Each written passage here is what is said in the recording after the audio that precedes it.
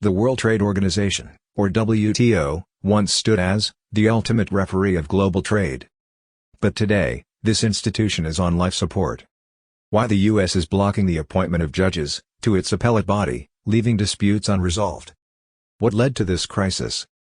How did China's rise and Trump's tariffs contribute? And what does it mean for you? Let's decode this mystery. Established in 1995, the WTO was designed to ensure smooth global trade by resolving disputes between countries. At its core was the Appellate Body, essentially the Supreme Court for trade, making binding decisions. But since 2019, the Appellate Body has been non-operational, thanks to the U.S. blocking judge appointments. Why? To quote a Times of India report, the U.S. claims the system fails to hold China accountable for exploiting global trade rules. Here's the core issue. Since joining the WTO in 2001, China's economy has skyrocketed, from $1.3 trillion to $17.7 trillion by 2021. They've become a manufacturing giant, while maintaining policies like state subsidies and intellectual property restrictions. Critics argue these policies violate WTO principles. The U.S. believes China is gaming the system, claiming developing country benefits while dominating global trade. Think about it. Imagine a heavyweight boxer entering a lightweight match, claiming he's new to the sport.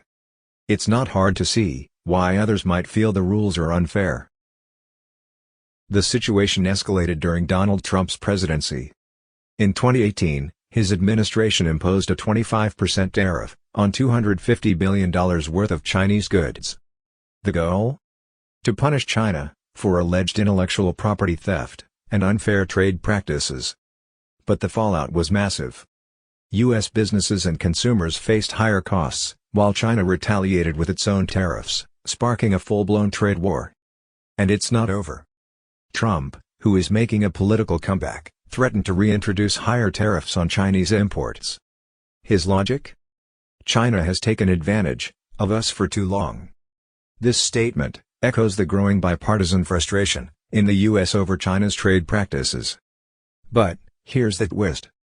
Without a functioning WTO appellate body, there's no legal way to resolve these disputes. It's like pulling the referee out of a boxing ring and expecting the match to stay fair. Here's a striking fact. According to the Peterson Institute for International Economics, Trump's tariffs cost the average American household $1,300 annually.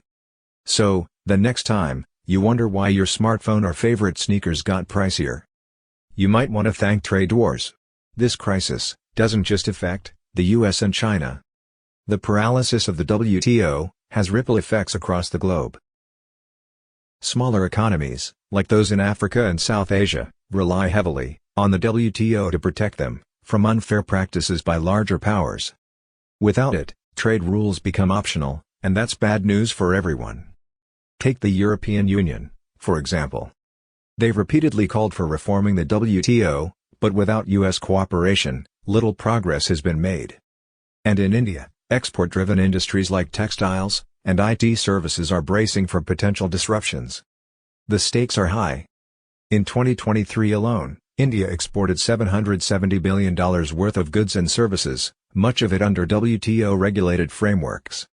To make matters worse, as reported in The Hindu, global trade growth has already slowed to just 1% in 2023, compared to 9.7% in 2021.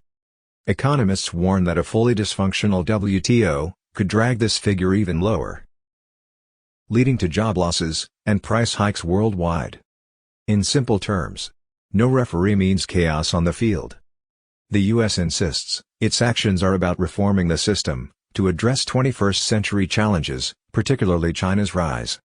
But critics argue this strategy risks dismantling the very institution that has kept global trade stable for decades. As one trade expert put it, without the WTO, international trade becomes the Wild West. So, what's next? Can the WTO survive this crisis? Or are we heading toward a fragmented global trade system where might makes right?